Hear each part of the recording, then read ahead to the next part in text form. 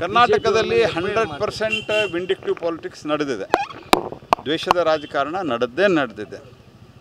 ಎಲ್ಲರನ್ನೂ ಸಹಿತ ಹುಡುಕಿ ಅವ್ರ ಮೇಲೆ FIR ಮಾಡುವಂಥದ್ದು ಏನು ನಡೀತಾ ಇದೆ.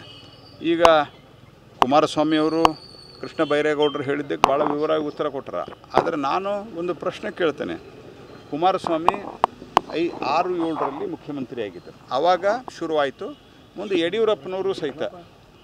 ಯಡಿಯೂರಪ್ಪನವರು ಸಹಿತ ಅದನ್ನು ಮಾಡಿದರು ಅನ್ನುವಂಥ ಆರೋಪ ಮಾಡಿದರು. ನೀವು 13ನೇ ಇಸ್ವಿಯಿಂದ 19ನೇ ಇಸ್ವಿವರೆಗೆ ಕಾಂಗ್ರೆಸ್ಸಿನ ಸರ್ಕಾರ ಇತ್ತು. 19ರಿಂದ ಸರಿಸುಮಾರು 20ರ ಅಂತ್ಯದವರೆಗೆ ನಿಮ್ಮದೇ ಸರ್ಕಾರ ಇತ್ತು. ಅಂದರೆ ಕುಮಾರಸ್ವಾಮಿ ನೀವು ಕರ್ಕೊಂಡು ಮುಖ್ಯಮಂತ್ರಿ ಮಾಡಿದ್ರಿ. ಯಾಕೆ ಮಾಡಿದ್ರಿ ಹಂಗಾರೆ? ಈಗ ನೆನಪಾಗ್ತಾ ಇದೆ ನಿಮಗೆ. ಪ್ರತಿಯೊಂದು ವಿಷಯದಲ್ಲಿಯೂ ಇವರು ತಾವು ಸಿಕ್ಕಾಕೊಂಡಿದ್ದಾರೆ. ಇವರು ಕಳ್ಳರು ಅಂತ ಜನಕ್ಕೆ ಗೊತ್ತಾದಾಗ ಬೇರೆದವರು ಕಳ್ಳರು ಅಂತ ಹೇಳುವಂಥ ಒಂದು ಪ್ರಯತ್ನ ಇದು. ಹಾಗಾಗಿ ಇದು ದ್ವೇಷದ ರಾಜಕಾರಣವೇ. ಇದರ ಬಗ್ಗೆ ಯಾವುದೇ ರೀತಿಯಾದಂಥ ಪ್ರಶ್ನೆ ಇಲ್ಲ. ಮತ್ತು ರಾಹುಲ್ ಗಾಂಧಿಯವರು ಈ ವಿಷಯದಲ್ಲಿ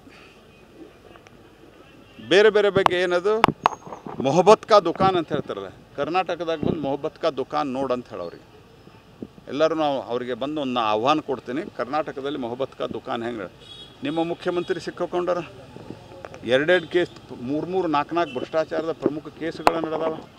ಇವೆಲ್ಲ ನಡೆದ ನಂತರವೂ ಸಹಿತ ಇವತ್ತು ನೀವು ಮೊಹಬ್ಬತ್ ಕಾ ದುಕಾನ್ ಅಂತ ಅಡ್ಡಾಡ್ತೀರಿ, ಸಂವಿಧಾನ ಅಂತ ಹೇಳ್ತೀರಿ, ವಿದೇಶದಲ್ಲಿ ಹೋಗಿ ಭಾರತದ ಅಪಮಾನವನ್ನು ಮಾಡ್ತೀರಿ.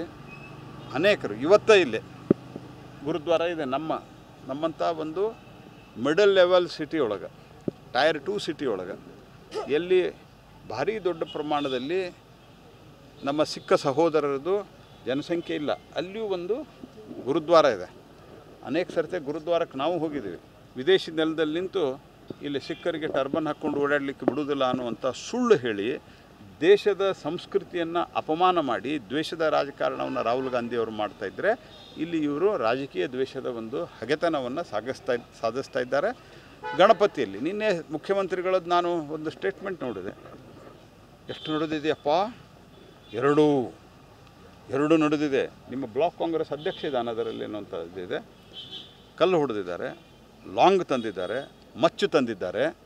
ಅದರಲ್ಲಿ ಹೋಗಿ ನೋಡೋಕೆ ಹೋದರೆ ಶೋಭಾ ಕರಂದ್ಲಾಜೆ ಅವ್ರ ಮೇಲೆ, ಅಶೋಕ್ ಅವ್ರ ಮೇಲೆ FIR ಮಾಡ್ತೀರಿ ನೀವು. ಅಂದರೆ ನೀವು ಒಟ್ಟಾರೆ ಹಿಂದೂ ಪರವಾಗಿ ಮಾತನಾಡುವಂಥ ಆ ಬ್ಲಾಕ್ ಕಾಂಗ್ರೆಸ್ ಅಧ್ಯಕ್ಷನ ಇನ್ನೂ ಅರೆಸ್ಟ್ ಮಾಡಿಲ್ಲ. ಈ ರೀತಿಯಾದಂಥ ಒಂದು ತುಷ್ಟೀಕರಣ ಮತ್ತು ದ್ವೇಷದ ರಾಜಕಾರಣವನ್ನು ನಾನು ತೀವ್ರವಾಗಿ ಖಂಡಿಸ್ತೀನಿ. ಮುನಿರತ್ನ ವಿಚಾರದಲ್ಲಿ ಒಕ್ಕಲಿಗ ಜಾತಿ ಕಾರ್ಡನ್ನು ಉಪಯೋಗಿಸಲಿಕ್ಕೆ ಸರ್ಕಾರ ನೋಡಿ, ಮುನಿರತ್ನ ವಿಷಯದಲ್ಲಿ ನಾವು ಮೊದಲೂ ಹೇಳಿದ್ವಿ, ಈಗೂ ಹೇಳ್ತಾ ಇದ್ದೀವಿ. ನಾನು ಅವತ್ತು ಹೇಳಿದ್ದೆ ಮತ್ತು ಅದಾದ ನಂತರ ಕಳೆದ ವಾರ 8-10 ದಿವಸದಿಂದ ನಾನು ಮಾತನಾಡಿ ಹೋದ ನಂತರ ಅನೇಕ ಬೆಳವಣಿಗೆಗಳಾಗಿದೆ. ಆರೋಪಗಳು ಗಂಭೀರ ಸ್ವರೂಪದ್ದಿದ್ದಾವೆ. ಆದರೆ ಅದರ ಬಗ್ಗೆ ತನಿಖೆ ಆಗಲಿ, ಉಪ್ಪು ತಿಂದವ ನೀರು ಕುಡಿಲೇಬೇಕು. ಇದರ ಬಗ್ಗೆ ನಮ್ದು ಏನೂ ಅದರಲ್ಲಿ ಯಾವ ದ್ವೇಷದ ರಾಜಕಾರಣದಲ್ಲಿ ಇವರೇನು ಮಾಡ್ತಾ ಇದ್ದಾರಲ್ಲ, ಅಶೋಕ್ ಅವ್ರ ಮೇಲೆ ಮಾಡೋದು, ಕುಮಾರಸ್ವಾಮಿ ಅವ್ರ ಮೇಲೆ ಮಾಡೋದು, ಹಳೆ ಕೇಸುಗಳನ್ನು ಹುಡುಕೋದು, ಇದು ಒಂದು ಕಡೆ. ಆದರೆ ಮುನಿರತ್ನವ್ರದ್ದು 20ನೇ ಇಸ್ವಿ ಕೇಸು, ನಿಮ್ಮ ಅಧಿಕಾರಿ ಆತ್ಮಹತ್ಯೆ ಮಾಡಿಕೊಂಡು MLA ಹೆಸರು ಬರೀತಾರೆ, ಚಿನ್ನಾರೆಡ್ಡಿ ಅವ್ರದ್ದು.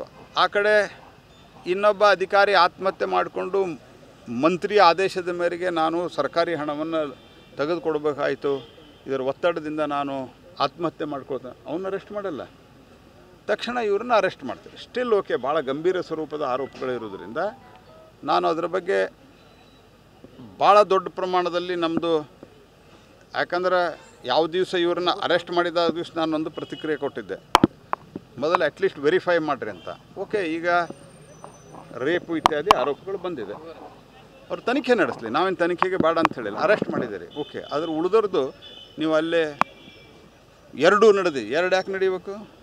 ಅಂದರೆ ಒಂದು ದಾವಣಗೆರೆ ಒಳಗೆ ಕಲ್ಲು ಹೊಡೆದ್ರೆ ಪೊಲೀಸರು ಗಣಪತಿಯನ್ನು ತೊಗೊಂಡು ಕೈಯಲ್ಲಿ ಇಟ್ಕೊಂಡು ಹೋಗ್ತಾರೆ.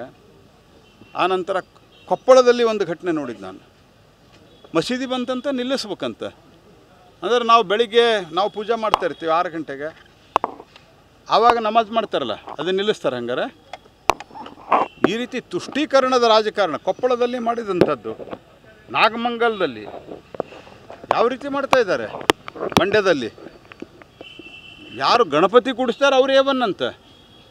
ಇದು ಸರ್ಕಾರದ ಹಿಂದೂ ವಿರೋಧಿ ನೀತಿಗೆ ಒಂದು ಸ್ಪಷ್ಟ ಉದಾಹರಣೆ. ಇದು ಇದನ್ನು ನಾನು ಯಾವ ರೀತಿ ಎದುರಿಸ್ತಂತೆ ಈ ಪಾಲಿಟಿಕ್ಸ್ ಅನ್ನು ನಾವು ಈಗಾಗಲೇ ಎದುರಿಸ್ತಾ ಇದ್ದೀವಿ ಮತ್ತು ಇಂಥ ಯಾವ ಗೊಡ್ಡು ಬೆದರಿಕೆಗಳಿಗೆ